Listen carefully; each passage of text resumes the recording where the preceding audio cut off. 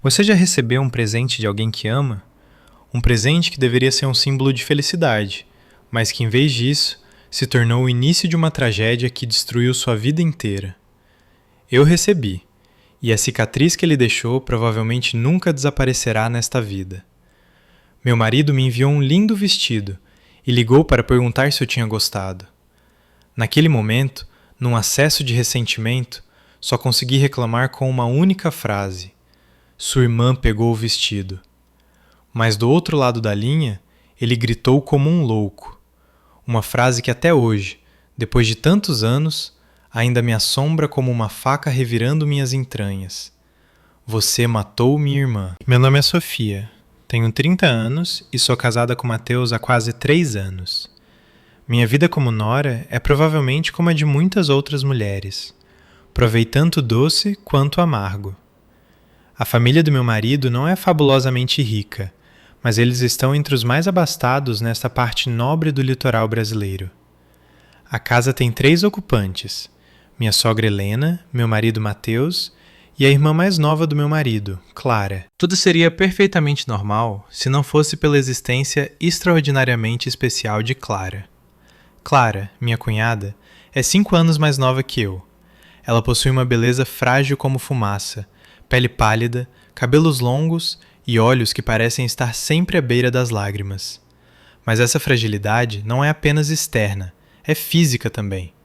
Minha sogra diz que, desde criança, Clara sofre de uma doença estranha, uma alergia monstruosa à maioria dos tecidos comuns. Se apenas uma fibra estranha tocar sua pele, a garota pode ter erupções cutâneas, dificuldade para respirar e até sofrer convulsões. Por causa disso, a família inteira a protege como se ela fosse um tesouro de porcelana, fácil de quebrar. Tudo na casa, de suas roupas aos lençóis de sua cama, deve ser encomendado sob medida de um tipo especial de seda, incrivelmente caro e difícil de encontrar. Minha vida naquela casa, para ser justa, tem sido uma sucessão de dias cheios de paciência e contenção. Minha sogra, Helena, é uma mulher autoritária e afiada. Ela ama sua filha a ponto de cegueira. Todas as melhores coisas da casa são para Clara. Quanto a mim, uma nora recém-chegada, aos olhos dela pareço ser apenas uma estranha, alguém que veio para servir a esta família. A comida que cozinho nunca é do seu agrado. A casa que limpo nunca está limpa o suficiente para ela. Até o jeito que respiro parece desagradá-la. Sofia, ande mais devagar, você vai assustar a Clara. Sofia, fale mais baixo, Clara está descansando. Essas frases se tornaram um refrão familiar da minha vida. Meu marido, Matheus, é uma pessoa completamente diferente. Ele é gentil, fala manso e sempre me trata muito bem. Toda vez que sua mãe me repreendia, ele entrava silenciosamente no quarto, pegava minha mão e me confortava. Querida, não fique chateada. Mamãe só se preocupa demais com a Clara. Tenha só um pouco de paciência, ok? Ele é como uma almofada macia, me ajudando a absorver os golpes da minha sogra. Mas, lentamente, percebo que ele é apenas uma almofada. Ele nunca foi um escudo sólido. Ele pode acalmar minha tristeza, mas nunca ousou me defender na frente de sua mãe e irmã. Seu amor por mim é real, mas o afeto e a proteção que ele dedica a Clara são imensuravelmente maiores. E então, o dia fatídico chegou. Era nosso segundo aniversário de casamento. Matheus estava fora em uma viagem de negócio para São Paulo. Achei que ele tinha esquecido, mas à tarde, o entregador trouxe uma linda caixa de presente. Eu a abri e meu coração pareceu parar por um momento. Dentro havia um vestido de seda, da cor verde jade, macio e fresco ao toque. O design era simples, mas incrivelmente elegante. Eu sabia que era o mesmo tipo de seda cara que a família costumava usar para Clara. Foi a primeira vez desde que nos casamos que Matheus me deu um presente tão valioso e refinado. Abracei o vestido contra o peito, sentindo uma onda de felicidade me invadir. Talvez ele ainda se lembrasse. Talvez eu ainda ocupasse um lugar importante em seu coração. Levei o vestido para o meu quarto e, feliz, experimentei-o na frente do espelho. O vestido parecia feito sob medida para mim. Realçava perfeitamente minha pele e minha silhueta. Pensei que, por uma vez, Poderia usá-lo para sair com ele para algum lugar romântico, mas eu estava errada. Assim que saí do meu quarto, Clara estava descendo as escadas. Ela viu o vestido que eu estava usando e seus olhos brilharam de uma maneira estranha. Ela não disse nada, apenas caminhou até mim e, com sua mão fina e trêmula, tocou levemente o tecido do vestido. Nesse exato momento, minha sogra saiu da cozinha. Viu a cena e seu rosto escureceu imediatamente. Ela correu até nós, empurrou a mão de Clara para longe e virou-se para mim com uma voz cortante. Sofia, quem te deu permissão para usar esse vestido? Não vê que a Clara gostou? Por que você não tem um pouco mais de consideração? Fiquei paralisada, incapaz de explicar enquanto ela arrancava o vestido das minhas mãos e o colocava nos braços de Clara. Aqui, minha querida, se você gostou, vista. Sua cunhada tem muitas roupas bonitas. Ela não vai sentir falta desta. Fiquei petrificada no meio da sala de estar, como se um balde de água gelada tivesse sido jogado sobre mim. O vestido era um presente do meu marido, meu presente de aniversário. Mas aos olhos da minha sogra, era apenas algo que ela podia tirar de mim à vontade para agradar sua filha. Clara agarrou o vestido com uma expressão de leve remorso, mas então ela se virou silenciosamente e foi para o seu quarto, me deixando sozinha com um nó de humilhação na garganta. Naquela noite, não consegui comer um único pedaço no jantar. Sentei-me sozinha no meu quarto, encarando a caixa vazia, e as lágrimas começaram a brotar. Foi então que o telefone tocou. Era Mateus. Sua voz do outro lado da linha estava incomumente quente e terna. Olá, meu amor. Você recebeu meu presente? Ouvir a voz dele fez toda a frustração reprimida dentro de mim transbordar. Tentei conter meus soluços e respondi num sussurro. Sim, recebi. É lindo, mas não acho que foi feito para mim. De repente ele gritou. Um grito enlouquecido, furioso e cheio de pânico. Sua voz não era mais a do marido gentil que eu conhecia. Transformou-se no rugido de uma fera ferida. O que você disse? Ela pegou? Você a matou. Você matou minha irmã. Aquele grito foi como um raio que me partiu em dois. Fiquei atordoada. Meus ouvidos zumbiam. O telefone escorregou das minhas mãos e bateu no chão com um baque surdo. Meu mundo inteiro desmoronou naquele instante. Matou. O que eu tinha feito? Só por causa de um vestido? Por que ele diria palavras tão terríveis? Qual era o segredo por trás daquele vestido? Por trás de sua família? O grito de Mateus pelo telefone não foi apenas um som. Foi um objeto tangível, um martelo invisível que atingiu minha mente com força bruta. Perdi o equilíbrio. Meu corpo balançou e minha cabeça girou num caos sem nome. Matou. Quem eu tinha matado? Por causa de um vestido. Eu tinha me tornado uma assassina, segundo meu próprio marido. Eu nem tive tempo de me recuperar, de pegar o telefone inerte no chão frio, quando da entrada principal, o chiar de freios rasgou a noite silenciosa. O portão de ferro foi empurrado com violência brutal, criando um estrondo aterrorizante. Então o som de passos, não de alguém andando rápido, mas de alguém correndo desesperadamente. A batida dos sapatos nos azulejos do pátio soava como tambores de guerra. Antes que eu pudesse entender o que estava acontecendo, uma figura invadiu a casa como um redemoinho. Era Mateus, mas não o Mateus que eu conhecia. Seu cabelo estava despenteado, sua camisa de trabalho amassada e seus olhos, meu Deus. Seus olhos estavam injetados de sangue, cruzados com veias vermelhas como um animal selvagem enlouquecido. Ele não olhou para mim, embora eu estivesse parada bem na frente dele. Seu olhar varreu a sala de estar e então ele avançou escada acima em direção ao quarto de Clara. Ele me empurrou para o lado, um empurrão descuidado que me fez cambalear e quase cair. Horrorizada, eu o segui escada acima, meus passos parecendo de chumbo. Do quarto de Clara, os lamentos desesperados da minha sogra já eram audíveis. Clara, minha filha, o que há de errado com você? Acorde, por favor. Quando cheguei à porta, uma cena macabra me congelou no lugar. Clara, minha cunhada frágil, estava encolhida no chão, convulsionando. Ao lado dela jazia o vestido verde jade amassado. Seu corpo inteiro tremia em espasmos. Seus olhos estavam virados, sem vida, e espuma branca borbulhava no canto de seus lábios. Minha sogra estava ajoelhada ao lado dela, socando o chão com os punhos enquanto sacudia a filha freneticamente. Seu rosto estava banhado em lágrimas misturadas com uma raiva infinita. Ao me ver na porta, Helena reagiu como um animal selvagem avistando seu inimigo. Ela saltou e avançou sobre mim, seus olhos queimando de ódio. Você, sua bruxa! Você fez isso com minha filha! Você veio para esta casa para matá-la, não veio? Ela gritou, levantando a mão para me dar um tapa, mas Mateus a parou bem a tempo. Ele não a parou para me proteger, mas para conter sua mãe. Mãe, acalme-se. Temos que chamar uma ambulância. Precisamos levá-la para o hospital agora. Fiquei lá, meus pés enraizados no chão. Minha mente estava em branco, incapaz de pensar. O que diabos estava acontecendo?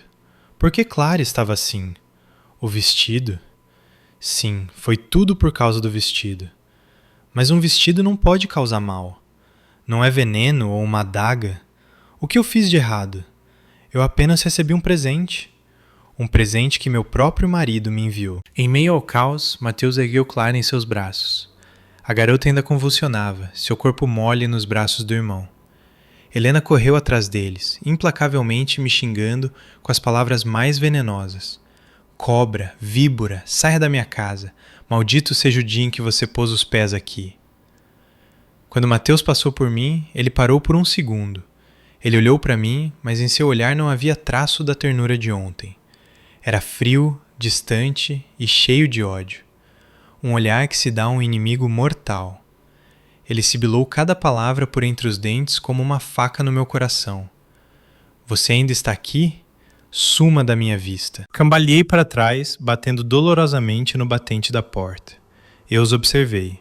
Uma mãe enlouquecida pela filha, um irmão aterrorizado pela irmã. Carregaram Clara apressadamente para o carro e desapareceram na noite. Eles me deixaram sozinha na imensa casa. A casa, de repente, tornou-se aterrorizantemente silenciosa. O silêncio após a tempestade é ainda mais arrepiante do que os gritos. Entrei trêmula no quarto de Clara. O quarto estava uma bagunça, como se tivesse havido uma luta. A caixa de presente vazia estava no meio do quarto e o vestido, aquele fatídico vestido verde jade, ainda estava lá, amassado no chão frio. Agachei-me lentamente, pegando-o com as mãos trêmulas. Ainda era a mesma seda macia e fresca, a mesma cor verde translúcida como a água de um lago, mas agora, aos meus olhos, não era mais um presente de felicidade. Parecia a evidência de um crime, uma maldição mortal que eu tinha ativado sem querer. Não sei quanto tempo fiquei sentada lá. Meu corpo estava congelando, não pelo ar da noite, mas por um frio que vinha das profundezas da minha alma. Meu próprio marido, a pessoa que eu mais amava e confiava, havia me acusado de ser uma assassina. Minha sogra havia me amaldiçoado e expulsado, e tudo isso aconteceu em menos de uma hora. O que eu fiz? Perguntei a mim mesma centenas, milhares de vezes, mas não consegui encontrar uma resposta. Naquela noite, não dormi. Sentei-me na sala de estar escura, olhando para a entrada vazia da garagem. Eu esperei. Esperei por uma ligação. Esperei que Mateus voltasse e me dissesse que era tudo um mal-entendido. Mas não houve nada. Apenas a escuridão densa e um medo invisível que me envolvia. Eu sabia que a partir do momento em que Mateus gritou aquela frase ao telefone, minha vida havia mudado para sempre. Meu casamento, que eu pensava ser pacífico, escondia um terrível segredo. Um segredo no qual, querendo ou não, eu estava agora envolvida. Eu tinha que descobrir a verdade, não apenas para limpar meu nome, mas também para entender por que o marido que eu amava tanto podia me olhar com os olhos de um inimigo mortal. Perto do amanhecer, cochilei no sofá frio. Meu corpo estava encolhido de exaustão, mas mesmo aquele sono agitado estava cheio de pesadelos. Eu via Mateus e minha sogra parados diante de mim, seus olhos flamejantes repetindo infinitamente: "Você a matou." Acordei assustado, encharcado de suor. O amanhecer estava rompendo pela janela, mas para mim, a noite parecia ainda encobrir tudo. Por volta das 8 da manhã, o som de um carro parando do lado de fora do portão fez meu coração disparar. Corri para a porta com um vislumbre de esperança. Talvez nada sério tivesse acontecido com Clara. Talvez Mateus tivesse se acalmado e explicasse tudo. Mas essa esperança desapareceu assim que a porta do carro se abriu. Apenas minha sogra e Mateus saíram. Seus rostos estavam abatidos, seus olhos fundos e cheios de ódio quando me viram. Helena passou por mim como uma sombra, sem dizer uma palavra, e foi direto para dentro de casa. Mateus, no entanto, parou na minha frente. A distância era de apenas um braço, mas senti um abismo nos separando. Com uma voz trêmula e seca após uma noite sem dormir, perguntei: Clara, como está a Clara? Ele olhou para mim, um olhar estranhamente aterrorizante. Seus lábios rachados se moveram, liberando uma frase fria como gelo. Ela não morreu, mas é como se tivesse morrido. Com isso, ele também se esquivou de mim e entrou. Senti como se alguém estivesse espremendo meu coração. Suas palavras não eram apenas notícias, eram uma condenação, uma afirmação de que toda essa tragédia era minha culpa. A partir daquele dia, minha vida naquela casa tornou-se oficialmente um inferno vivo. Eles trouxeram Clara para casa depois de um dia no hospital, mas ela se tornou aterrorizantemente silenciosa. Ela não falava, não sorria, apenas sentava em um canto do quarto com o olhar perdido pela janela. Ocasionalmente ela se assustava e tremia como se visse algo horrível. Minha sogra assumiu tudo relacionado a Clara. Ela não me deixava chegar perto do quarto da garota. Se me visse rondando o corredor, ela gritava: Quanto tempo você vai continuar machucando ela? Fique longe dela. Tornei-me uma sombra invisível em minha própria casa. Não invisível, mas uma criatura repulsiva que todos queriam evitar. Helena começou a me atormentar abertamente. Ela me forçava a fazer todas as tarefas domésticas, desde lavar roupa e cozinhar, até limpar e até cavar no jardim. Ela não me deixava comer com eles na mesma mesa. Minhas refeições consistiam em sobras, que eu comia apressadamente em um canto da cozinha. À noite, Mateus não dormia mais comigo. Ele se mudou para seu escritório em casa e trancou a porta. Nosso quarto de casal agora abrigava apenas eu, cercada por 4 paredes frias. Eu tentei muitas vezes falar com Mateus. Eu o interceptava nas escadas, eu o esperava na sala de estar. Buscava qualquer oportunidade para lhe fazer apenas uma pergunta. Que segredo aquele vestido guardava? Por que tudo ficou assim? Mas tudo o que recebi foi um silêncio aterrorizante ou palavras cheias de ódio. Você não precisa saber. A melhor coisa que você pode fazer é calar a boca e cumprir seu dever. Se algo acontecer com a Clara, nunca vou te perdoar. Meu dever? Qual era meu dever agora? Ser uma serva não paga, uma culpada sem direito de falar? Minhas lágrimas secaram. A dor física do trabalho exaustivo não me quebrava tanto, quanto a dor espiritual de ser tratada como inimiga pelo homem que amava.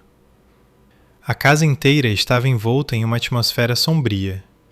Minha sogra e Mateus pareciam ter chegado a um acordo tácito, transformando o segredo sobre a doença de Clara e o vestido em um assunto tabu. Toda vez que eu tentava mencionar, eles me ignoravam ou usavam palavras venenosas para me calar. Minha vida continuou assim, entre tormento e humilhação. Perdi peso. Meus olhos ficaram fundos pela falta de sono e preocupação.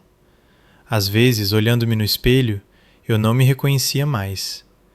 A mulher no espelho tinha um olhar vazio e cansado, marcado pelas rugas do sofrimento. Mas quando uma pessoa é empurrada para o limite, o instinto de sobrevivência emerge. Eu não podia me deixar morrer lentamente naquele silêncio. Eu não podia aceitar ser culpada de forma tão irracional. Eu não tinha feito nada de errado. O silêncio deles, a proteção anormalmente excessiva de Clara, tudo indicava que havia um segredo terrível por trás disso. Um segredo que eles tentavam enterrar a todo custo. E eu era o bode expiatório desse segredo. Certa tarde, enquanto limpava a sala de estar, vi minha sogra entrar sorrateiramente no quarto de Clara com uma pequena sacola de papel preto na mão. Ela olhou em volta com uma expressão tensa. Quando saiu, não estava mais com a sacola. Um pressentimento me disse que algo estava errado. Esperei que ela desaparecesse e fui na ponta dos pés até o quarto de Clara. A porta estava sempre trancada, mas hoje, talvez na pressa, ela não a tivesse fechado completamente. Estava apenas encostada. Uma fresta minúscula, o suficiente para eu espiar lá dentro. E o que vi através daquela fenda estreita fez meu sangue gelar. Não era o quarto de uma pessoa doente normal. Parecia mais uma cela de prisão, habilmente disfarçada. O sangue congelou em minhas veias enquanto eu espiava pela fresta na porta do quarto de Clara. Não foi apenas uma sensação de horror, mas de confusão avassaladora. O quarto da garota, que eu considerava apenas um espaço com cuidados especiais, agora revelava uma face completamente diferente. A janela não era uma janela de vidro normal. Tinha uma camada de grades de ferro finas pintadas de branco para combinar com a cor da parede. Se você não olhasse de perto, eram impossíveis de detectar. Na escrivaninha, ao lado dos vasos de flores frescas que minha sogra colocava diariamente, havia pilhas organizadas de livros didáticos, mas eram todos livros antigos do ensino médio. E o que mais me arrepiou foi a cama de Clara. Não era uma cama de madeira normal, mas uma cama de ferro estilo hospitalar com grades em ambos os lados. Por que uma mulher de 25 anos precisava dormir em uma cama assim, em sua própria casa? Por que a janela tinha grades? Por que minha sogra tinha que levar coisas escondidas para ela como se estivesse fazendo algo ilícito? Uma enxurrada de perguntas girou em minha mente, transformando minha frustração acumulada em uma determinação ardente. Eu não podia mais viver naquele tormento e ambiguidade. Eu tinha que descobrir a verdade a qualquer custo. A partir daquele dia, deixei de ser a nora submissa e silenciosa. Comecei a observar, a ouvir e a memorizar cada detalhe em comum naquela casa. Fingi estar ocupada trabalhando no quintal, mas meus ouvidos estavam sempre alertas, tentando captar qualquer movimento lá dentro. Notei que todo dia, às 17 horas em ponto, minha sogra preparava pessoalmente um tônico de ervas. O cheiro era forte e um tanto pungente, muito estranho. Ela nunca me deixava tocar, nem me dizia o que era. Ela simplesmente levava para Clara em silêncio. Depois de beber o tônico, Clara dormia profundamente até a manhã seguinte sem jantar. Uma vez, aproveitando um momento em que Helena estava distraída, recolhi secretamente um pouco das borras de ervas deixadas no bule, embrulhei-as em um pequeno pedaço de papel e escondi cuidadosamente. Eu não sabia o que era, mas meu instinto me disse que era uma peça do quebra-cabeça. Meu marido Mateus permaneceu frio e distante. Ele mal falava comigo, chegava em casa tarde da noite e se trancava em seu escritório. Mas notei que sua frieza não era puramente ódio. Havia um tormento e medo ocultos nela. Algumas noites, passando pelo escritório dele, eu ouvia seu suspiro profundo e angustiado. Uma vez, até o ouvi falar dormindo. Não é sua culpa. Me desculpe. Essas palavras fragmentadas eram como peças de quebra-cabeça espalhadas, que só tornavam o mistério mais confuso. A oportunidade real veio numa noite de fim de semana. Mateus disse que tinha que encontrar um cliente importante e voltaria muito tarde. Minha sogra tinha um jantar de família na casa de um parente distante. Antes de sair, ela trancou a porta de Clara como de costume e me avisou para cuidar bem da casa. E sob nenhuma circunstância subir as escadas. Seus avisos só fortaleceram minha resolução. Quando fiquei sozinha na casa, meu coração disparou. Essa era a chance que eu estava esperando. Mas como eu poderia entrar naquele quarto trancado? Andei de um lado para o outro no andar de baixo, minha cabeça prestes a explodir. De repente, lembrei-me de um molho de chaves sobressalentes que meu falecido sogro costumava pendurar atrás da porta de um armário antigo na despensa. Meu sogro costumava dizer que eram chaves para todos os quartos da casa pré-emergências. Com o coração na garganta, abri trêmulo a porta do armário. E sim, ainda estava lá. O velho chaveiro pendurado silenciosamente em um prego enferrujado. Eu o apertei na mão, sentindo como se estivesse segurando a chave para destrancar os portões do inferno. Fui na ponta dos pés escada acima. Cada passo era tão leve que mal fazia barulho. Parada na frente da porta de Clara, respirei fundo para me acalmar. Minhas mãos tremiam tanto que levei um momento para encaixar a chave certa na fechadura. Um crique seco ecoou no silêncio e a porta se abriu. Mas assim que eu estava prestes a entrar, o telefone do andar de baixo começou a tocar estridentemente.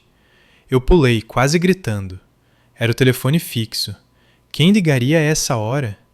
Meu coração disparou. E se fosse minha sogra ligando para me verificar? Tirei rapidamente a chave, fechei a porta e corri para o andar de baixo. Peguei o fone com a voz trêmula. Alô? Do outro lado, ressoou a voz rouca de um homem desconhecido. Havia algo naquela voz, ao mesmo tempo familiar e estranha, que gelou meu sangue.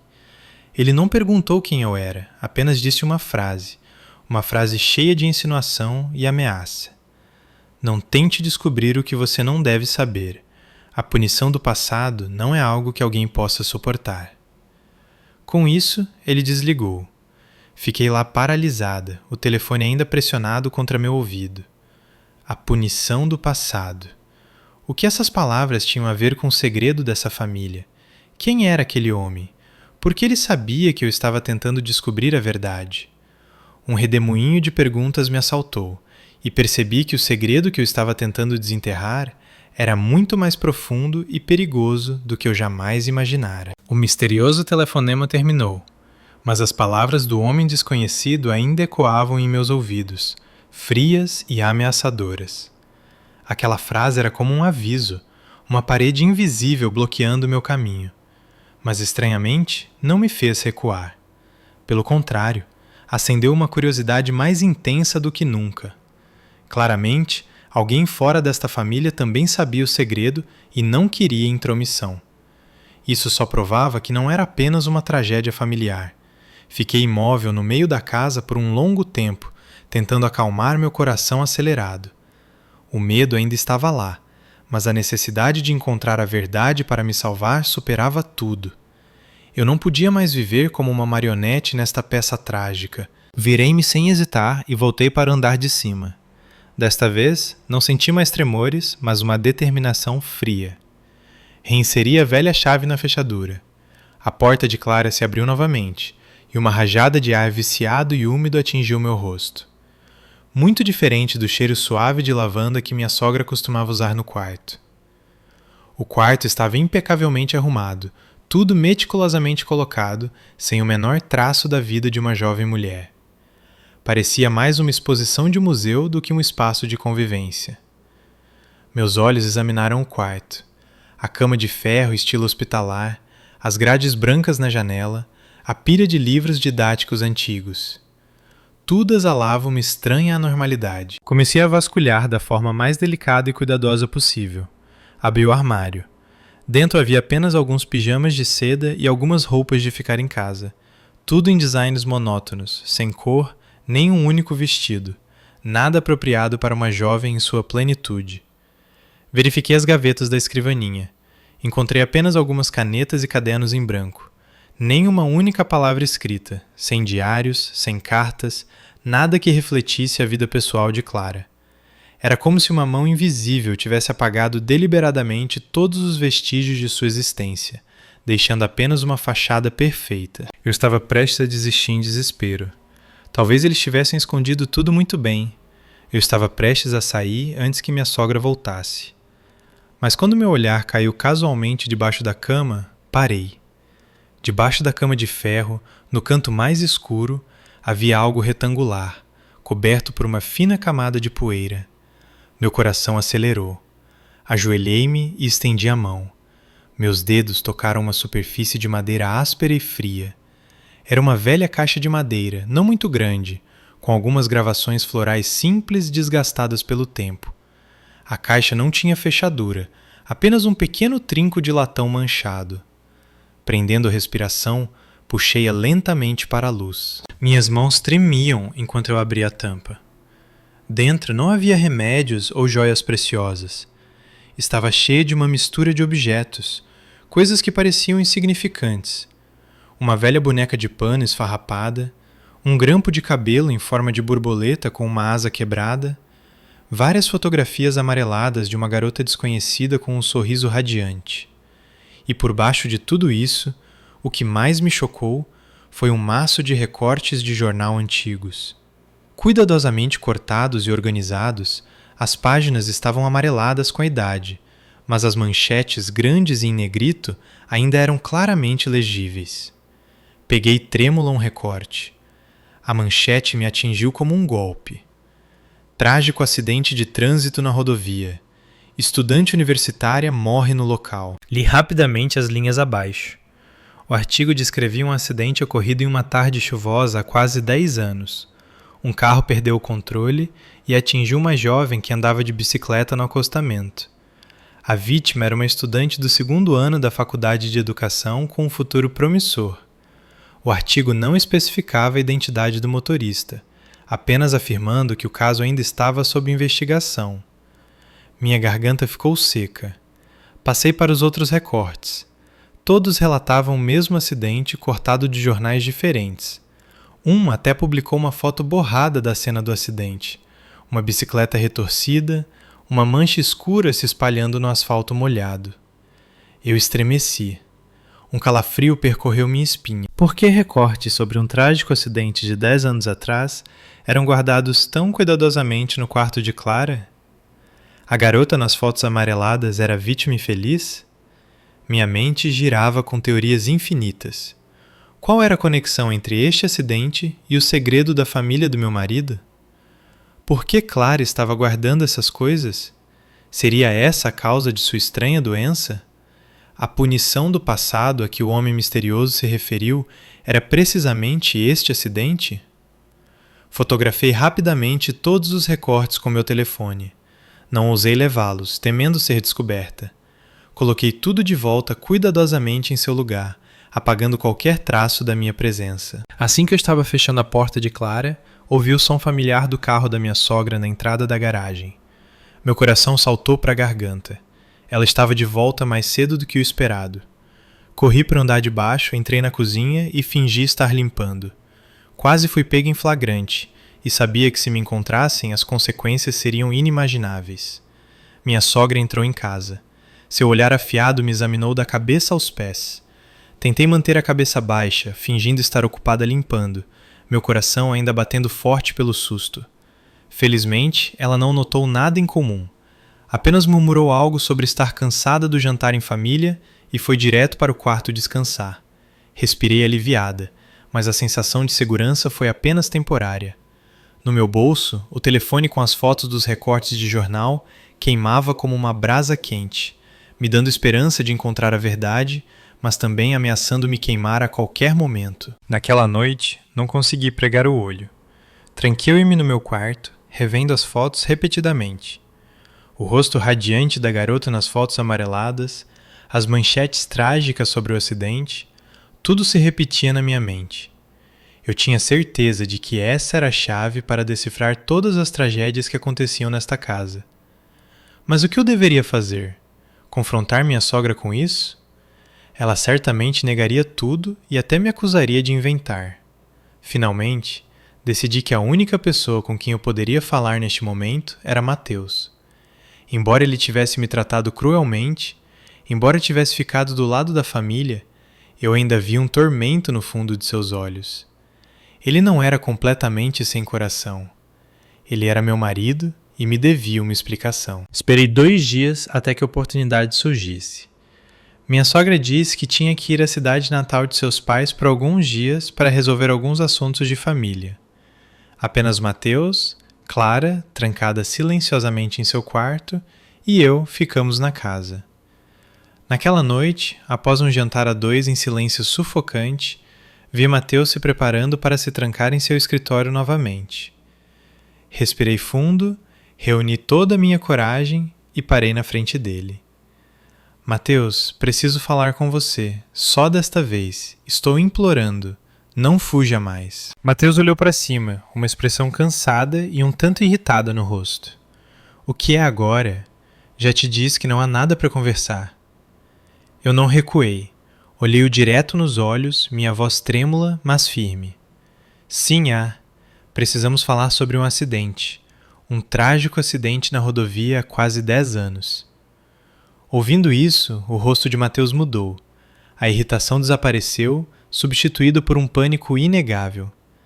Ele olhou para mim, os lábios tremendo. Como? Como você sabe sobre isso? O que eu sei não é importante. O que importa é que você me diga a verdade. Segurei meu telefone e mostrei a ele as fotos dos recortes de jornal. Quem é essa garota? Por que artigos sobre a morte dela são guardados no quarto da Clara? Mateus olhou para a tela do telefone e congelou. Ele deu um passo para trás e desabou em uma cadeira próxima, segurando a cabeça nas mãos. Seu silêncio durou vários minutos. Um silêncio tão pesado que parecia que poderia esmagar todo um passado horrível. Finalmente, ele olhou para cima, os olhos vermelhos, a voz rouca. Já que você sabe, não vou mais esconder de você. Ele começou a falar, a voz falhando como se cada palavra fosse uma faca apunhalando seu próprio peito. Aquele acidente foi real. A garota na foto chamava-se Lúcia. Ela foi a vítima, e a pessoa que causou o acidente foi... Clara. Meus ouvidos zumbiam. Embora eu tivesse suspeitado, ouvir Mateus confirmar foi um choque. Ele continuou. Foi uma tarde chuvosa. Clara, que tinha apenas 16 anos na época, pegou escondido o carro do nosso pai para praticar direção. Ela era inexperiente demais, e com a chuva e a estrada escorregadia, perdeu o controle e atingiu Lúcia, que andava de bicicleta na mesma direção. Lúcia morreu instantaneamente. Depois do acidente, Clara entrou em tal estado de pânico que quase perdeu a cabeça, disse Mateus, a voz cheia de dor. Ela não parava de gritar e chorar, batendo a cabeça contra a parede, dizendo que tinha matado alguém. Meus pais também estavam desesperados. Por um lado, amavam a filha, mas por outro, tinham medo de que ela fosse para a cadeia. Você sabe, Clara sempre foi delicada. Se tivesse que ir para a prisão, provavelmente não teria sobrevivido. Então, sua família encobriu tudo? Perguntei, com um nó na garganta. Mateus assentiu, evitando meu olhar. Meus pais tiveram que usar muito dinheiro e contatos para consertar isso. Deram à família da vítima uma grande quantia em dinheiro e, de alguma forma, o caso foi encerrado sem encontrar o culpado. Mas para Clara, o choque foi grande demais. Desde aquele dia, ela vive atormentada pela culpa e pelo medo. Ela tem pesadelos todas as noites e sua saúde continua piorando. É por isso que ela tem que viver com tanto cuidado especial. A doença dela não é uma alergia, é uma doença da alma. Ouvindo a história, fiquei em silêncio. Uma parte de mim sentia pena de Clara, uma garota que teve que suportar uma tragédia tão grande, tão jovem. Mas outra parte sentia uma inquietação crescente. A história de Mateus parecia lógica, explicava por que o comportamento de Clara era tão estranho. Mas se era só isso, por que minha sogra tinha que dar secretamente aquele tônico de ervas estranho para ela todos os dias? Se era apenas trauma psicológico, por que tinham que trancá-la num quarto com grades nas janelas? E o mais importante, o que tudo isso tinha a ver com o vestido verde jade? Por que um simples vestido podia deixar Clara tão gravemente doente a ponto de quase morrer e fazer Mateus gritar que eu tinha matado a irmã dele? Olhei para Mateus. Meu olhar não era mais medroso como nos primeiros dias, mas escrutinador, analítico. Eu sabia que a história que ele acabara de contar não era toda a verdade. Era apenas a ponta de um iceberg gigantesco. Respirei fundo, tentando manter a voz calma. E quanto ao vestido? E aquele vestido verde jade? Por que ele podia colocar Clara naquele estado? Mateus ficou em silêncio por um longo tempo. Passou a mão pelo cabelo já bagunçado, o rosto marcado por profunda angústia. Parecia que ter que relembrar isso era uma tortura para ele. Finalmente, ele falou, a voz oca e distante como se viesse de uma memória dolorosa. Por quê? Porque no dia do acidente, a garota, Lúcia, estava usando um vestido exatamente igual. Um calafrio me percorreu. Uma coincidência horrível. Eu podia imaginar a cena.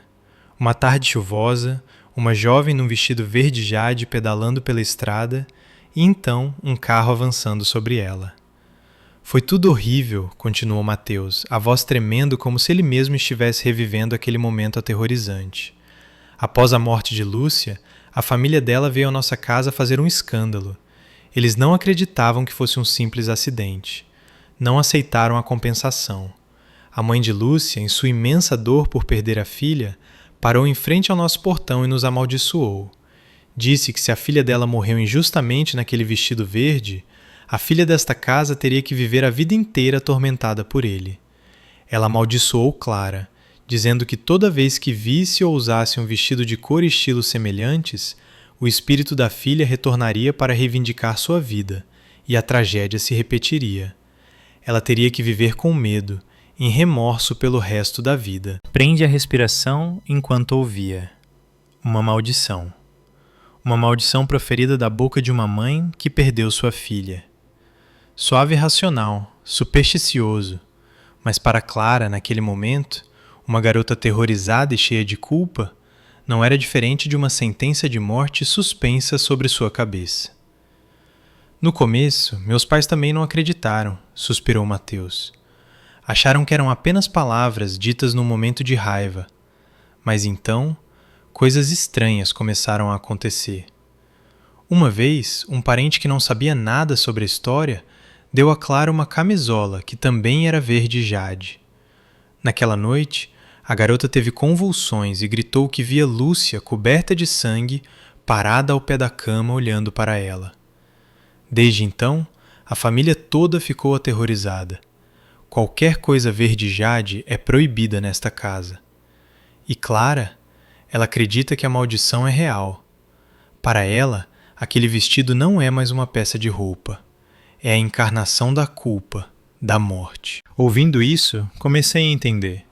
Entendi a reação de Clara, o pânico de minha sogra e de Mateus quando me viram naquele vestido. Aos olhos deles, eu não estava usando um presente, mas uma maldição mortal. Eu estava despertando o demônio na alma de Clara. Mas então, outra pergunta, uma pergunta gélida, alojou-se em minha mente. Olhei diretamente nos olhos de Mateus. Minha voz não tremia mais. Era estranhamente afiada. Então por que você comprou? Você sabia perfeitamente que era um objeto proibido. Sabia que machucaria Clara. Por que você deliberadamente comprou e me enviou como presente? Minha pergunta foi como uma faca que atingiu o alvo do coração de Mateus. Ele estremeceu, o olhar evasivo, gaguejando. Eu só o quê? Pressionei, dando um passo mais perto. Você queria testar, não queria? Você queria ver se a maldição era real. Ver se depois de quase 10 anos ainda tinha efeito. E você não hesitou em usar sua própria esposa, a mulher que dorme ao seu lado, como cobaia para aquele teste cruel, não é? Mateus abaixou a cabeça, os ombros tremiam. Seu silêncio foi a confissão mais dolorosa. Comecei a rir, um riso amargo e sarcástico. Minhas lágrimas escorriam, não de autopiedade, mas de raiva. Entendi tudo. Entendi por que ele tinha gritado, você matou minha irmã. Não porque temia pela vida de Clara, mas porque estava assustado.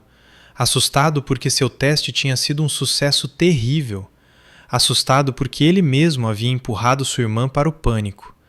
E assustado porque sua verdadeira face tinha sido exposta. Recuei, olhando para o homem encolhido à minha frente, o marido que um dia amei e em quem confiei. Descobriu-se que por trás daquela fachada gentil e suave, escondia-se um egoísmo e crueldade aterrorizantes. Ele amava a irmã, mas esse amor era tão distorcido que ele estava disposto a sacrificar a própria esposa para satisfazer uma curiosidade perversa. Sinto muito, Sofia. Mateus olhou para cima, a voz embargada. Não era minha intenção que isso acontecesse. Só pensei que já fazia muito tempo, que era tudo passado.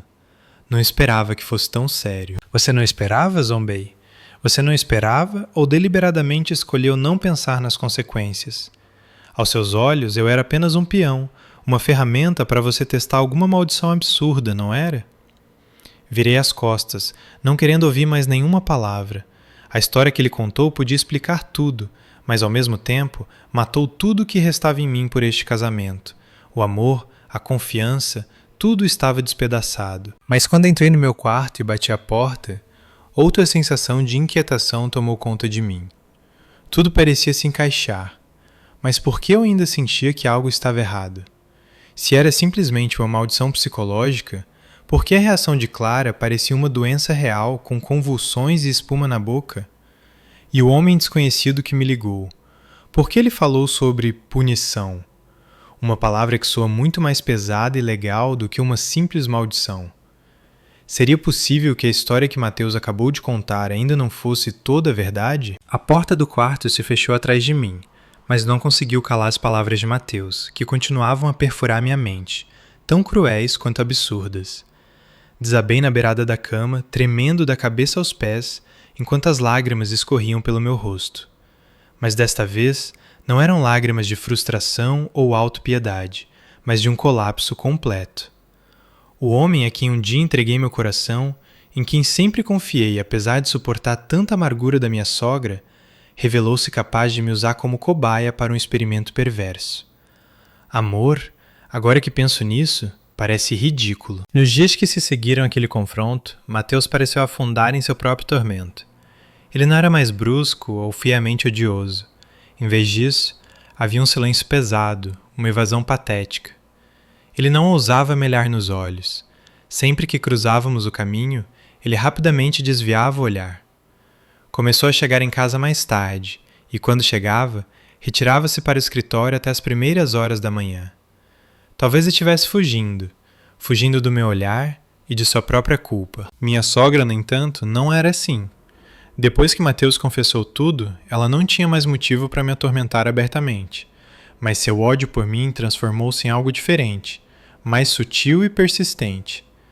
Ela não gritava mais comigo, mas cada palavra que dizia era carregada de veneno. É assim que é ser nora. Faz um escândalo por pouca coisa e não deixa a família ter paz. Esta casa é amaldiçoada, a filha está doente, e a nora só sabe causar problemas. Ela dizia essas coisas deliberadamente quando eu estava por perto, como agulhas invisíveis picando minha ferida ainda aberta. Mas eu não chorava mais. A imensa dor havia endurecido meu coração. Em vez disso, no silêncio e na solidão, minha mente tornou-se estranhamente clara e lúcida. Comecei a conectar todos os pontos, a analisar cada palavra, cada detalhe da história que Mateus contara. E quanto mais eu pensava, mais rachaduras e contradições inexplicáveis eu encontrava. Primeiro, a reação de Clara. Mateus disse que foi devido ao trauma psicológico da maldição. Eu podia entender o medo, os gritos, até as alucinações, mas as convulsões e a espuma na boca, esses são sintomas de uma doença física, não podem ser puramente produto da psicologia. Assemelham-se mais a uma reação corporal a uma toxina ou a um ataque epilético desencadeado. Seria possível que a doença de Clara não fosse apenas trauma, mas algo mais tangível? Segundo, o estranho tônico de ervas que minha sogra preparava para Clara todos os dias. Se era apenas um sedativo para ajudá-la a dormir, por que ela tinha que fazer isso tão secretamente e com tanto cuidado? Por que ela nunca me disse o que era? Lembrei-me do cheiro pungente da mistura. Não cheirava nenhum chá calmante que eu conhecesse. Peguei as borras de ervas que eu havia escondido e pesquisei online por plantas medicinais, tentando comparar a forma e o cheiro, mas foi inútil. Era uma mistura de muitas plantas que eu não conseguia identificar. E finalmente, o homem desconhecido que me ligou. Suas palavras, a punição do passado, não pareciam se referir a uma superstição. Soava mais como se ele estivesse aludindo a uma sentença, uma consequência legal. Se Clara era apenas uma garota de 16 anos que causou um acidente por pânico, por que usar uma palavra tão pesada quanto punição? As rachaduras na história de Mateus cresciam cada vez mais, transformando a verdade que ele acabara de revelar em uma farsa ainda mais elaborada e enganosa. Percebi que ele poderia ter contado uma parte da verdade, mas apenas uma pequena parte, usada para encobrir outra verdade muito mais horrível. Esta família não estava apenas escondendo uma tragédia. Eles estavam encenando uma peça, e Clara era a atriz principal involuntária. Eu não podia ficar parado sem fazer nada. Eu sabia que Mateus nunca me contaria toda a verdade, e minha sogra muito menos. Eu tinha que encontrar as respostas sozinha. Comecei com os recortes de jornal. Eles listavam o nome da vítima, Lúcia Álvares, estudante da Faculdade de Educação. Decidi ir a essa universidade. Esperava encontrar alguma informação sobre os amigos ou a família da infeliz garota. Talvez eles pudessem me dizer algo que a família do meu marido estava tentando esconder. Inventei uma desculpa de que ia visitar minha família por alguns dias para poder sair livremente. Mateus não objetou, apenas assentiu silenciosamente. Talvez ele também quisesse algum espaço para me evitar. Antes de sair, parei na porta e olhei para trás, para casa. Não era mais um lar. Parecia uma gaiola gigante que aprisionava não apenas Clara, mas também segredos culpados. E eu, uma esposa, uma nora, agora me sentia como uma detetive amadora embarcando em uma investigação perigosa, sem saber o que me esperava. Eu só sabia de uma coisa: eu não pararia até que o último véu de engano fosse levantado. Saindo daquela casa sufocante, senti-me como uma prisioneira finalmente respirando ar fresco. Mas essa liberdade veio com uma ansiedade pesada. Não fui para a casa dos meus pais. Não queria envolver minha família nessa confusão. Em vez disso, aluguei um quarto pequeno e simples perto do centro da cidade universitária, usando-o como base para minha investigação. Na manhã seguinte fui à universidade. 10 anos é muito tempo. Tudo havia mudado. Novos prédios, rostos jovens de estudantes, nenhum traço do passado. Vaguei pelo campus sentindo-me perdido e impotente, sem saber por onde começar. Decidi ir à Secretaria de Registros Acadêmicos, esperando encontrar arquivos antigos. Inventei uma história de que era uma antiga colega de classe de Lúcia, que tínhamos perdido contato e agora eu queria encontrar informações para visitar a família dela. A jovem funcionária olhou para mim com desconfiança, mas talvez vendo a sinceridade em minhas palavras, concordou em ajudar. Depois de vasculhar um arquivo empoeirado, ela puxou uma pasta amarelada. Aqui estão as informações da estudante Lúcia Álvares, mas ela faleceu em um acidente há muito tempo. Tentei conter minha emoção, minha voz trêmula. Eu sei. Você poderia me dar o endereço da família dela ou qualquer informação de contato de seus parentes? A funcionária balançou a cabeça com pesar. Sinto muito, senhora. Devido aos regulamentos de privacidade, não podemos divulgar informações pessoais dos alunos. Além disso, após o falecimento de Lúcia, a família se mudou e a universidade perdeu o contato também. Senti-me arrasada. A única pista que eu tinha terminou em um beco sem saída. Saí da secretaria e vaguei sem rumo pelo campus. O vento soprava suavemente, trazendo o riso dos estudantes, o que apenas acentuava minha solidão. Sentei-me em um banco de pedra sob a sombra de uma árvore, minha mente em branco. Todos os meus esforços terminariam aqui? Eu teria que voltar para aquela casa e aceitar viver em engano e tormento pelo resto da vida? Assim que eu estava afundando no desespero, uma figura sentou-se silenciosamente ao meu lado. Não prestei atenção, absorto em meus próprios pensamentos, até que aquela pessoa falou com uma voz profunda e rouca, a mesma voz que eu tinha ouvido ao telefone. Você está procurando por Lúcia, não está? Olhei para cima abruptamente. O homem sentado ao meu lado tinha quase 60 anos, cabelos grisalhos e um rosto marcado pelas rugas do tempo. Mas seus olhos eram profundos e continham uma tristeza infinita. Eu o reconheci, embora nunca o tivesse visto antes. Mas sua aparência melancólica e voz distinta eram inconfundíveis. Ele era o homem que tinha me ligado. Assustada, tentei me levantar e sair, mas ele segurou minha mão. Sua mão era magra, mas firme. Não tenha medo, jovem. Não quero lhe fazer mal. Tenho seguido você desde que veio a esta universidade. Quem é você? Gaguejei. Por que está me seguindo? Por que me ligou? O homem não respondeu imediatamente. Ele olhou para longe como se seu olhar atravessasse o espaço e o tempo, retornando a uma memória distante. Então ele disse lentamente, cada palavra como uma pedra pesada caindo em um lago quieto. Eu sou o pai dela. Sou o pai de Lúcia Álvares. Meu mundo parou. Fiquei congelada, incapaz de proferir uma palavra. O homem à minha frente, a quem confundi com algum personagem obscuro, era o pai da vítima. O homem que sofrera a perda da filha na tragédia há 10 anos. Meu medo se dissipou, substituído por uma estranha compaixão e empatia. Ele se virou para olhar para mim, os olhos vermelhos. Eu sei que você é a nora da família de Mateus. Sei que vive naquela casa e também sei que está tentando descobrir a verdade.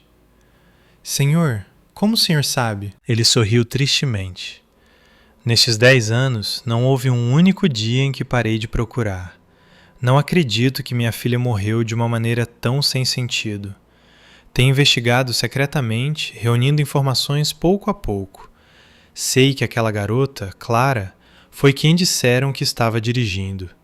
Também sei que a família dela usou dinheiro para silenciar a todos, mas não tenho provas sólidas o suficiente para reabrir o caso. Ele suspirou, a voz cheia de impotência. Eu estava prestes a desistir até que você apareceu. Vi você se casar com aquela família. Pensei que talvez o destino estivesse me dando uma chance. Eu te segui, eu te observei. Vi como eles te tratavam injustamente. Vi o sofrimento em seus olhos. E quando você começou a investigar por conta própria, soube que você era a única que podia me ajudar. Ajudar minha filha a encontrar justiça. Minhas lágrimas brotaram. Eu nunca esperei isso.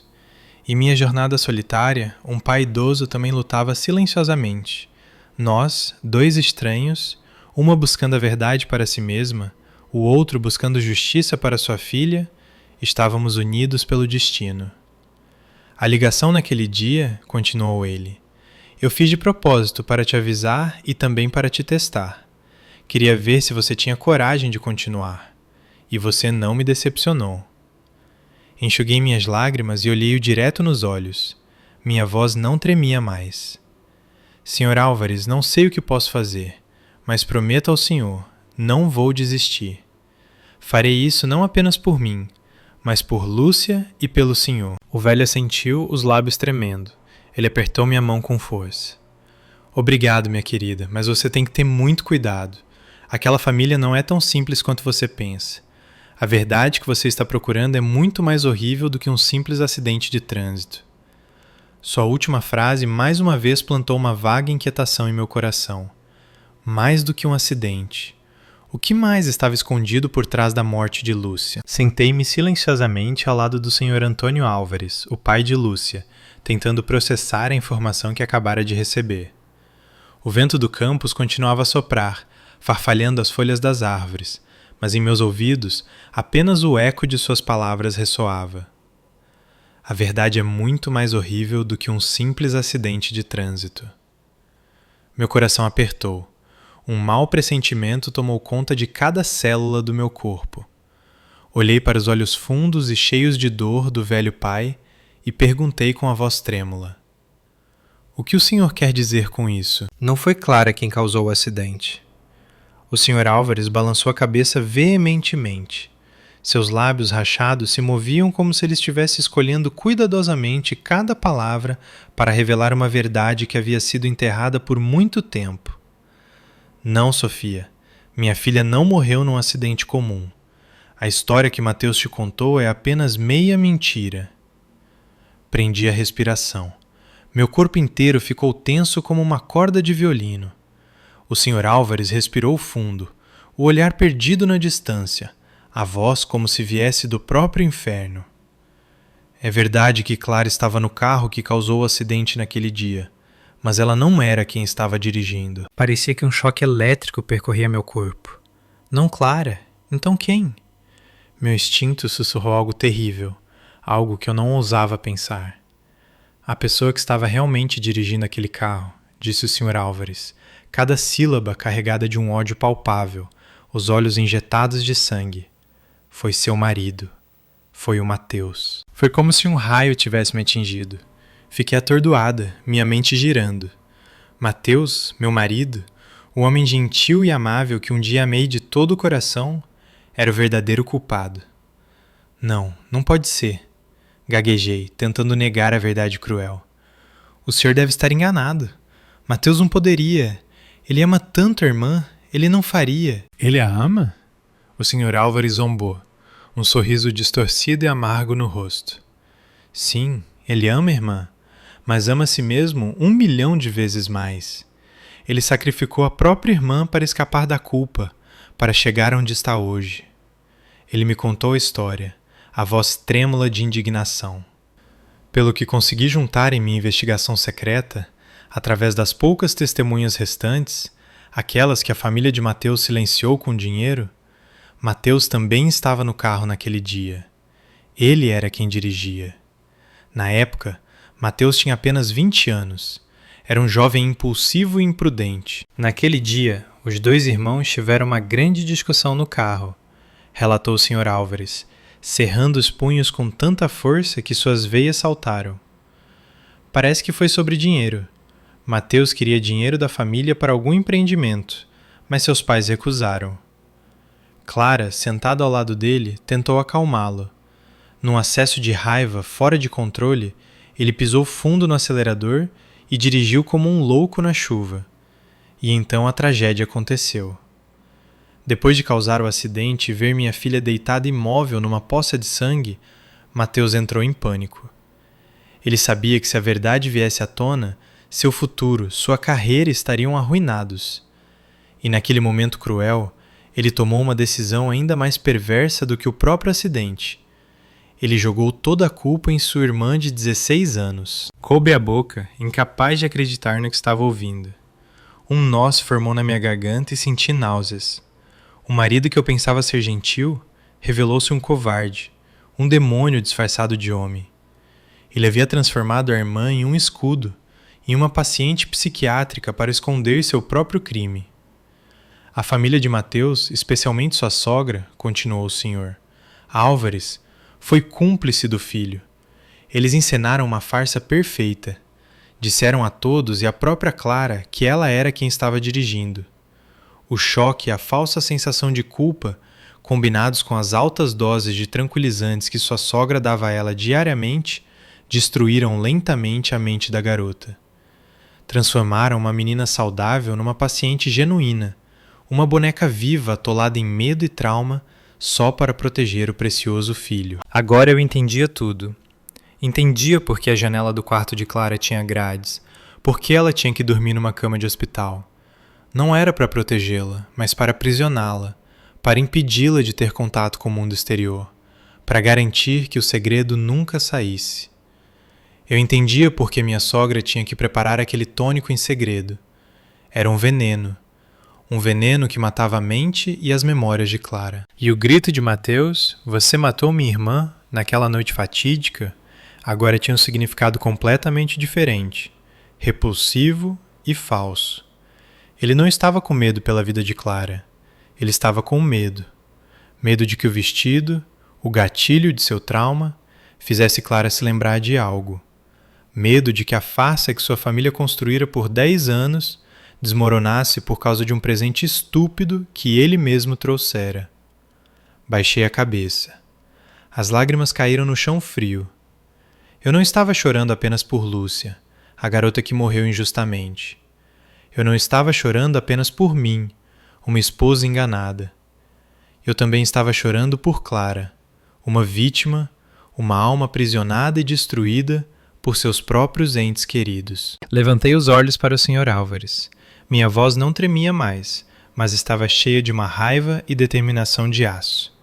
Senhor, temos que salvar a Clara, temos que trazer essa verdade à luz. As palavras do Sr. Álvares foram como uma enchente que lavou tudo o que eu conhecia, tudo o que eu acreditava sobre a família do meu marido.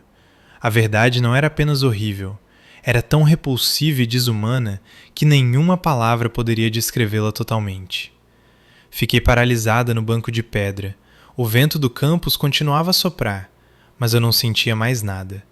Na minha cabeça estava apenas a imagem de Mateus, meu marido gentil, com outra face, a face de um assassino de sangue frio, e a imagem de Clara, não como uma cunhada doente, mas como uma vítima aprisionada na tragédia de sua própria família. O Sr. Álvares olhou para mim com olhos compassivos. Sei que isso é um choque enorme para você, mas você tem que ser forte, Sofia. Você é a única pessoa naquela casa que pode chegar perto de Clara, que pode salvá-la.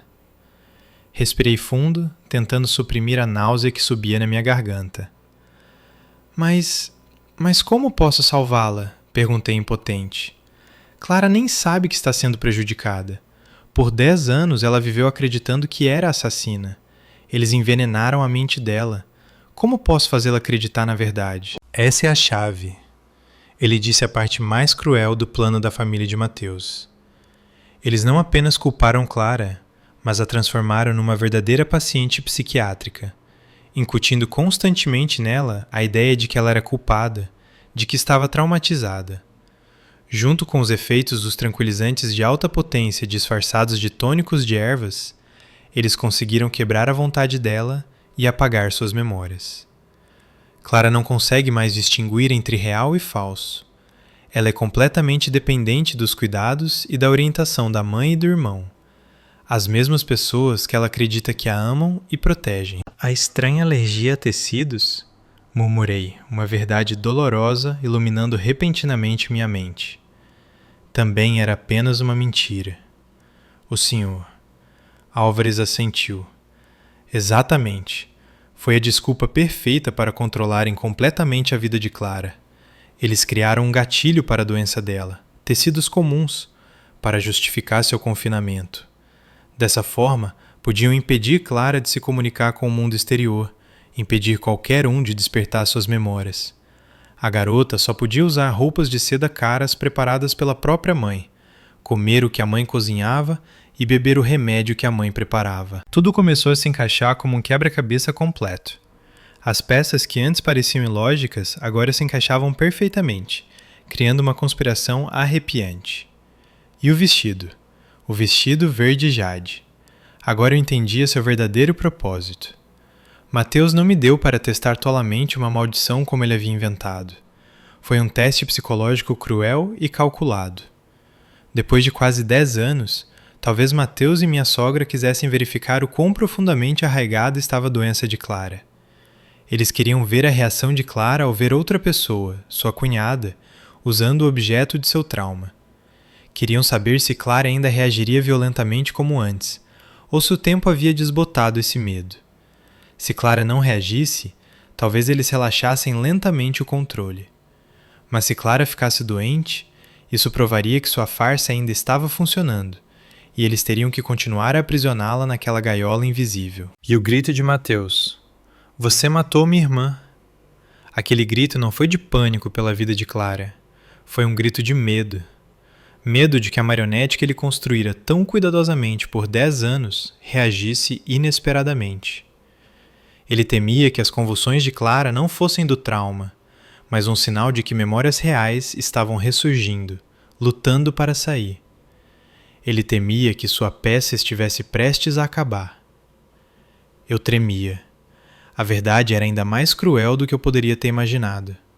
Mateus não era apenas um covarde. Ele era um diretor, um manipulador psicológico de sangue frio. Ele havia transformado a própria irmã numa cobaia no experimento doentio de sua família. Olhei para o Sr. Álvares. Minha voz tremia de indignação. O remédio que minha sogra dá para Clara? O que é, senhor? O Sr. Álvares suspirou.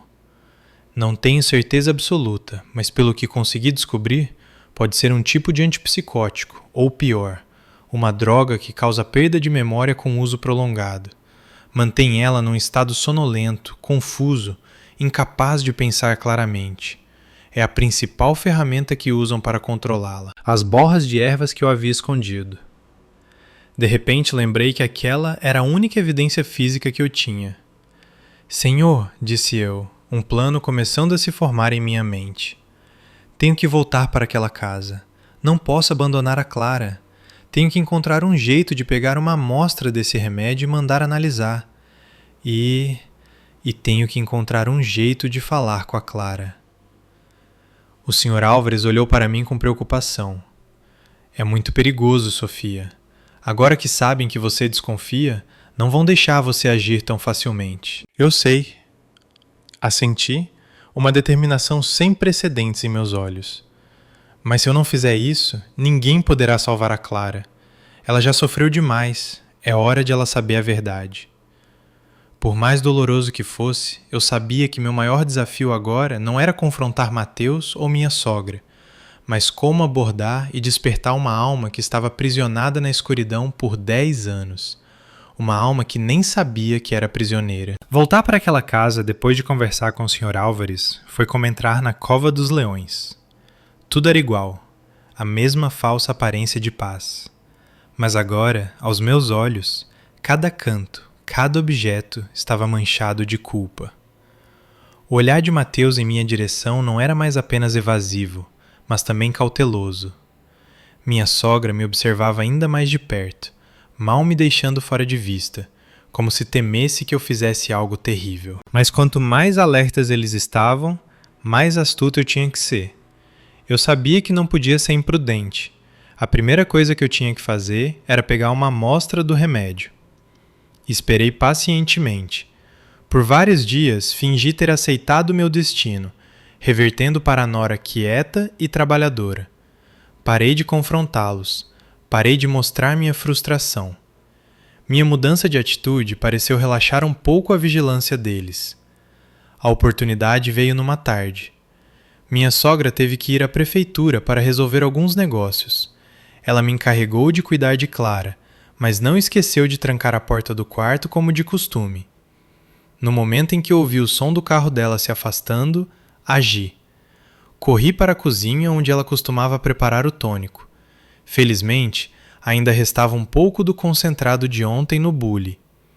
Cuidadosamente, usando uma pequena seringa que eu havia preparado, retirei um pouco, coloquei em um frasco de vidro limpo e escondi bem. Com a amostra em minha posse, meu coração batia mais rápido.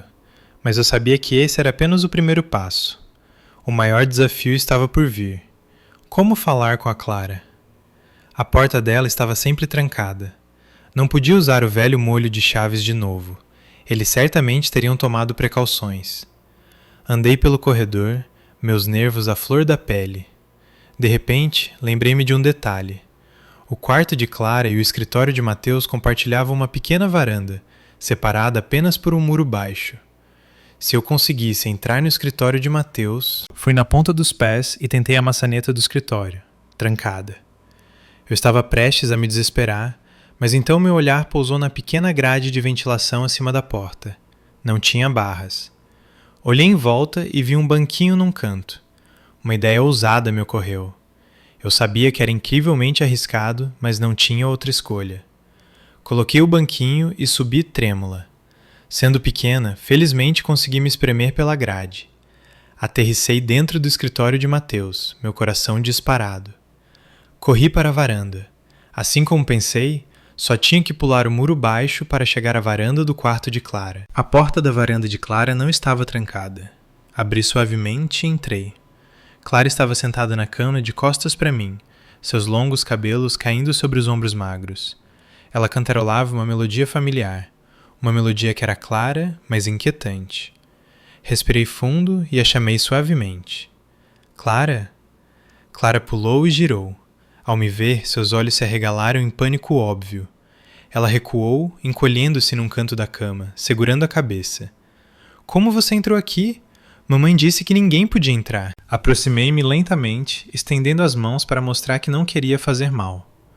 Clara, não tenha medo, só quero conversar com você. Não, vá embora, Clara gritou com uma voz lamentável. É sua culpa, é tudo culpa sua. Você trouxe aquele vestido, você a chamou. Ela está aqui, eu a vejo. A garota começou a tremer violentamente, o olhar fixo num ponto vazio atrás de mim.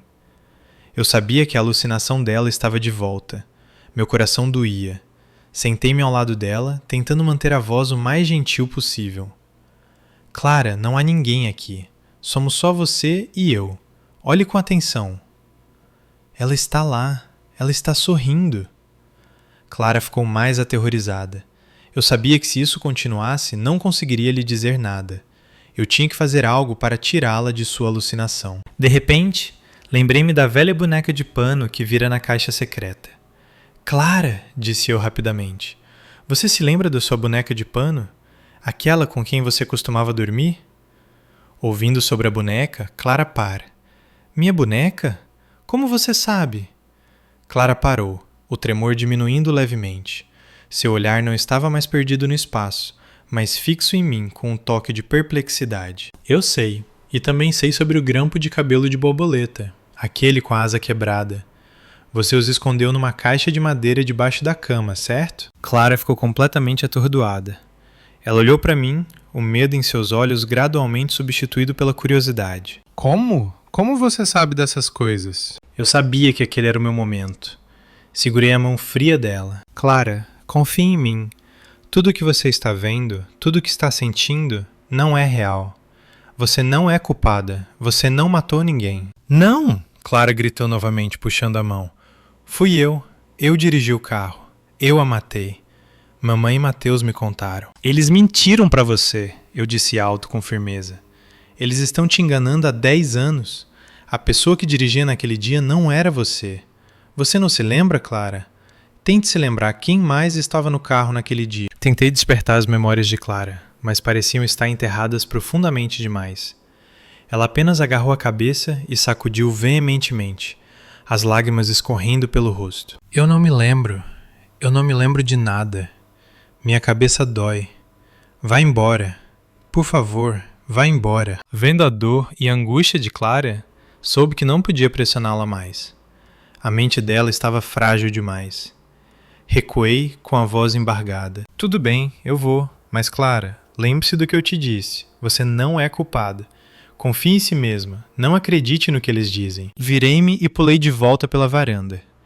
Assim que estava entrando no escritório de Mateus, ouvi o som do carro da minha sogra parando no portão. Meu coração quase saiu pela boca. Rapidamente, passei pela grade de ventilação, coloquei o banquinho no lugar e corri para o meu quarto, tentando recuperar o fôlego. Eu tinha falhado na tentativa de despertar Clara completamente, mas sabia que minhas palavras eram como pequenas sementes plantadas no solo estéril de sua alma. Elas podiam não brotar imediatamente, mas com uma chance, com um empurrão forte o suficiente, elas romperiam a superfície. E eu não sabia que essa chance viria de uma maneira que ninguém poderia ter previsto. Os dias que se seguiram ao meu encontro secreto com Clara passaram numa calma tensa. Não ousei fazer mais nada por medo de alertá-los. Minha sogra não parecia ter descoberto que eu tinha entrado no quarto, mas vigiava a Clara ainda mais de perto. Ela mal saía de casa e estava sempre ao lado dela. Clara continuava a mesma, silenciosa e distante. Mas às vezes eu a pegava olhando para mim, um olhar confuso, medroso e curioso, como se estivesse tentando encontrar uma resposta.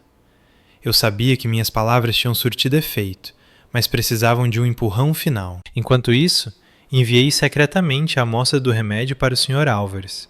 Ele prometeu analisá-la num laboratório de confiança e me dar os resultados o mais rápido possível.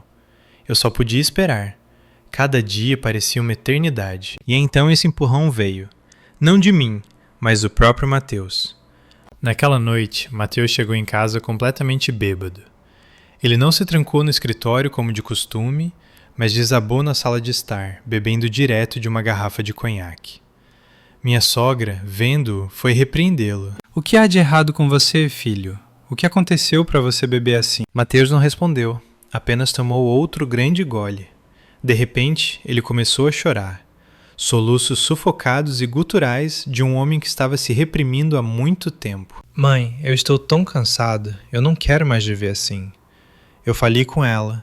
Eu falei com a Clara. Helena, assustada, tentou cobrir a boca dele. Você ficou maluco? Que bobagem você está falando? Alguém pode ouvir. Eu estava escondido atrás da escada. Meu coração batia forte. Ouvi cada palavra. Em seu estado de embriaguez, a fachada respeitável de Mateus havia desmoronado completamente, revelando uma alma carcomida pela culpa. A discussão ficou mais alta. Mateus, bêbado, gritou. Eu não quero continuar enganando ela. Eu não quero ver a Clara vivendo como um fantasma. A culpa é toda minha. A culpa é toda minha. Aqueles gritos chegaram ao quarto de Clara. A porta dela se abriu. Clara estava lá, o rosto pálido, os olhos arregalados de horror. Ela tinha ouvido tudo. A lembrança da nossa conversa, combinada com a confissão bêbada do irmão, parecia ser um choque grande demais. Clara agarrou a cabeça, soltou um grito de cortar o coração e desmaiou no chão. A casa mergulhou no caos novamente. Mateus ficou sóbrio instantaneamente e, junto com minha sogra, correram com Clara para o hospital. Desta vez, não fiquei parada assistindo. Eu sabia que essa era a única chance. Corri atrás deles até o carro, insistindo em ir. Eu tenho que ir. O que aconteceu com ela tem a ver comigo também. Talvez na confusão, Mateus e minha sogra não me impediram. No caminho para o hospital, recebi uma mensagem do Sr. Álvares. Ele tinha os resultados do laboratório. Assim como suspeitávamos, o remédio que Clara tomava diariamente continha um antipsicótico poderoso. O uso prolongado podia causar perda de memória, alucinações e dependência completa. Era o que havia transformado Clara na marionete deles. No hospital, após o atendimento de emergência, Clara recuperou a consciência, mas não era mais a mesma. Ela não falava, não chorava, apenas ficava deitada, com o olhar perdido no teto, vazio e sem alma. O médico disse que ela havia sofrido um choque psicológico muito grave e precisava de tratamento especializado. Eu sabia que tinha que agir imediatamente. Liguei para o Sr. Álvares e contei tudo. Ele disse na hora: Sofia, esta é a nossa oportunidade de ouro. Vou contatar um amigo que trabalha na melhor clínica psiquiátrica do estado. Temos que tirar a Clara daí, longe do controle da mãe e do irmão. Só assim ela terá chance de se curar. Bolamos um plano ousado. Aproveitaríamos o momento em que Mateus e Helena estivessem distraídos para tirar Clara do hospital escondida. Eu sabia que era incrivelmente arriscado, quase um sequestro, mas não tínhamos outra escolha. Naquela noite, fiquei no hospital com Clara. Mateus e minha sogra tinham ido para casa buscar mais coisas. Sentei-me ao lado da cama dela, peguei sua mão fria e sussurrei: Clara, sou eu. Você pode me ouvir? Confie em mim, vou tirar você daqui. Vou ajudar você a ter sua vida de volta. Clara não reagiu, mas vi uma única lágrima clara rolar lentamente por sua bochecha. Meu coração doeu. Eu sabia que, lá no fundo daquela casca sem alma, Clara ainda estava ouvindo. Ela ainda ansiava por ser livre. Na manhã seguinte, bem cedo, quando os corredores do hospital estavam quase vazios, o Sr. Álvares estava esperando com o carro na saída dos fundos. Guiei Clara, que ainda estava em estado de confusão, pela saída de emergência. Cada passo era pesado. Meu coração batia forte. Eu olhava para trás o tempo todo, temendo que Mateus e minha sogra aparecessem a qualquer momento. Assim que chegamos à porta dos fundos, uma figura familiar bloqueou nosso caminho. Era Mateus. Meu coração quase saltou do peito. Ele nos encontrou. Estava tudo acabado. Mateus olhou para mim, depois para Clara, apoiada no meu ombro. Seu rosto estava pálido, cheio de tormento. Segurei Clara com força, preparando-me para uma luta. Mas não, Mateus não avançou sobre nós. Ele ficou parado lá, olhando para nós por um longo momento, e então disse com a voz rouca: Levée, cuide bem dela. Fiquei atordoada. Não podia acreditar no que estava ouvindo. Ele estava nos deixando ir. Mateus se aproximou e colocou uma carteira grossa na minha mão. Aqui está um pouco de dinheiro. Considere parte da minha redenção. Leve a Clara para o melhor lugar. Salve-a. Estou implorando. Com isso, ele se virou e se afastou rapidamente, como se estivesse fugindo. Suas costas solitárias e curvadas sob a luz fraca da madrugada. Fiquei lá, meus olhos cheios de lágrimas. Eu não sabia se ficava feliz ou triste. Mateus finalmente fizera uma escolha, tardia, mas talvez a única coisa certa que podia fazer naquele momento. Ajudei Clara a entrar no carro. O carro partiu, levando-nos para longe da cidade, longe do passado doloroso, em direção a um futuro incerto. Eu sabia que essa fuga era apenas o começo. O caminho para a cura de Clara, e para a minha, seria longo e difícil. O carro levou Clara e eu para longe, deixando para trás a cidade cheia de memórias dolorosas. Olhei para Clara, ainda sentada em silêncio, o olhar perdido pela janela, mas sua mão segurava a minha. Um aperto fraco, mas cheio de confiança. O ato final de Mateus, tão inesperado quanto amargo, agitou um redemoinho de emoções em meu coração. Ele finalmente escolhera o lado da consciência, mas a ferida que ele e sua família haviam infligido poderia ser curada apenas com um pouco de dinheiro e um apelo tardio? Chegamos à clínica psiquiátrica recomendada pelo Sr. Álvares. Era um lugar tranquilo e isolado, aninhado entre colinas verdes. O ar era puro e sereno, um contraste gritante com a atmosfera sufocante e opressiva da casa de Mateus. Os médicos admitiram Clara imediatamente. Após revisarem os resultados laboratoriais da medicação e ouvirem meu relato completo, o chefe da psiquiatria me disse, com a voz cheia de compaixão, mas também de gravidade: o caso da senhorita Clara é muito complexo. Ela foi envenenada psicológica e fisicamente por muito tempo. O processo de tratamento será difícil e exigirá muito tempo. O mais importante agora é isolá-la completamente das pessoas que causaram seu trauma. Fiquei na clínica com Clara. Os primeiros dias foram os mais difíceis. Clara mal falava, encolhida num canto. Os médicos tiveram que recorrer a terapias psicológicas intensivas para romper lentamente a casca que ela construíra em torno de si. Eu estava sempre ao lado dela, contando histórias felizes, lendo livros e esperando pacientemente. Enquanto isso, o Sr. Álvares não descansou. Ele registrou oficialmente uma denúncia contra a família de Mateus na polícia, apresentando todas as evidências que reunimos, os resultados do laboratório, os velhos recortes de jornal e meu próprio testemunho. Um mês depois, quando Clara começou a mostrar os primeiros sinais de melhora, quando começou a falar novamente, mesmo que apenas em frases curtas, recebi uma ligação do Sr.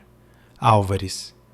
Ele me disse que a polícia havia aberto uma investigação e queria trazer todos os envolvidos para o interrogatório formal, incluindo Clara. Os médicos de Clara, após consultarem-se, concordaram. Eles achavam que poderia ser uma terapia de choque necessária para ajudar Clara a confrontar seu passado e superá-lo verdadeiramente. No dia do interrogatório, numa sala estéril na delegacia, a tensão era sufocante. Sentei-me de um lado, segurando firmemente a mão de Clara. Ela tremia, mas seus olhos não continham mais um vazio. Continham medo misturado com um vislumbre de determinação. Do outro lado da mesa estavam Mateus e sua mãe, Helena. Mateus estava magro, os olhos fundos, o rosto marcado pela exaustão e culpa. Helena não tinha mais sua postura feroz e astuta. Ela estava sentada em silêncio, o cabelo muito mais grisalho, os ombros caídos como alguém totalmente derrotado. Quando o detetive começou a fazer perguntas, Helena desmoronou.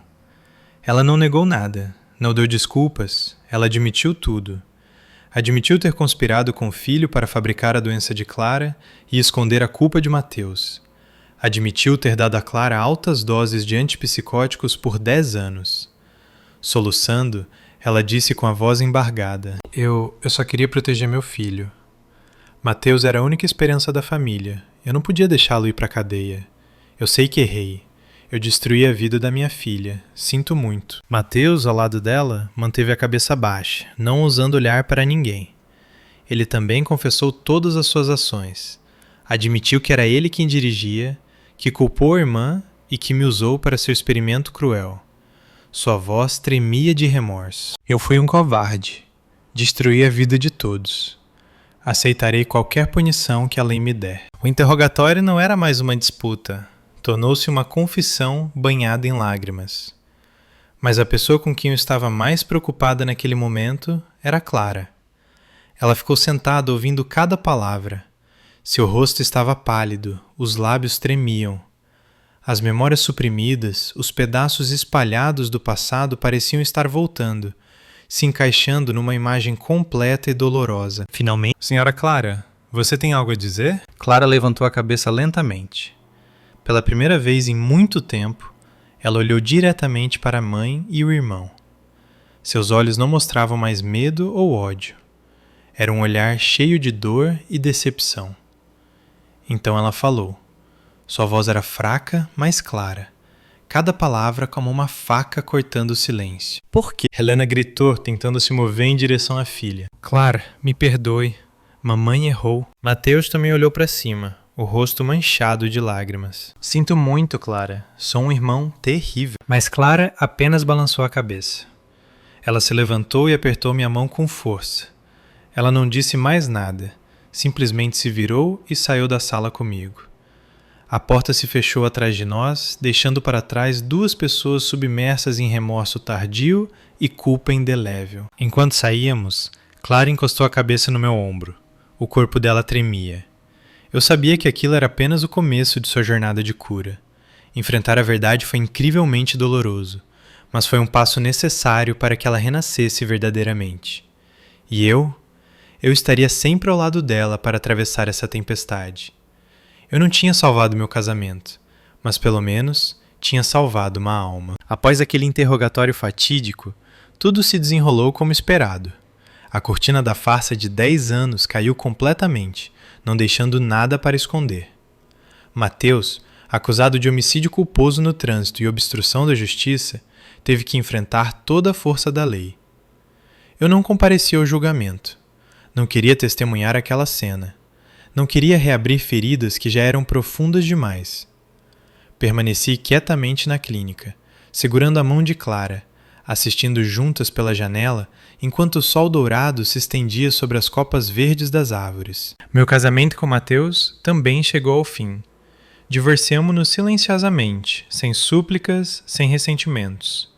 Entre nós havia apenas uma verdade dolorosa e um vazio que nunca poderia ser preenchido. Ele teve que pagar por seus pecados, e eu também paguei um preço alto por minha inocência e confiança cega. Helena, depois de perder o filho e a filha de maneiras diferentes, quebrou completamente. Ela vendeu a propriedade no litoral, aquele lugar cheio de segredos culpados, e mudou-se sozinha de volta para sua pequena cidade natal. Às vezes, o Sr. Álvares me contava que ela era vista indo e vindo em silêncio, sem falar com ninguém.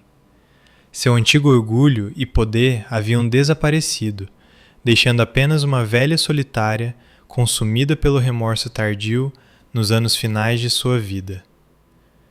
Talvez essa fosse a sentença de sua própria consciência, uma sentença mais pesada do que qualquer grade de prisão. Quanto a Clara, sua jornada de cura foi um caminho longo e espinhoso. Enfrentar a verdade de que ela não era uma assassina, mas uma vítima de seus entes mais queridos, foi um choque imenso. Houve momentos em que ela caiu em depressão, momentos em que teve raiva e quebrou coisas. Mas os médicos e eu nunca desistimos. Eu estava sempre ao lado dela, ouvindo, compartilhando e usando amor sincero para aquecer seu coração congelado. Lentamente, Clara começou a se abrir. Ela começou a ler, a aprender a pintar e a encontrar alegria nas pequenas coisas. Seu sorriso, embora ainda tenso, começou a reaparecer em seus lábios pálidos. Um dia, ela me mostrou uma pintura que tinha acabado de terminar. Era uma imagem de 2 mulheres de mãos dadas caminhando em direção ao sol. Uma era ela e a outra era eu. Embaixo da pintura, com uma caligrafia trêmula, ela havia escrito: "Obrigada por me tirar da escuridão." Vendo a pintura, não consegui conter minhas lágrimas. Todo o esforço, toda a dor pareciam desaparecer naquele instante. Quanto a mim, após o divórcio, não voltei para a vida agitada da cidade grande. Decidi ficar nesta área tranquila, onde encontrei Clara e onde me encontrei. Com a ajuda do Sr. Álvares e o dinheiro que Mateus me dera, abri uma pequena floricultura. O trabalho não rendia muito dinheiro, mas me dava paz.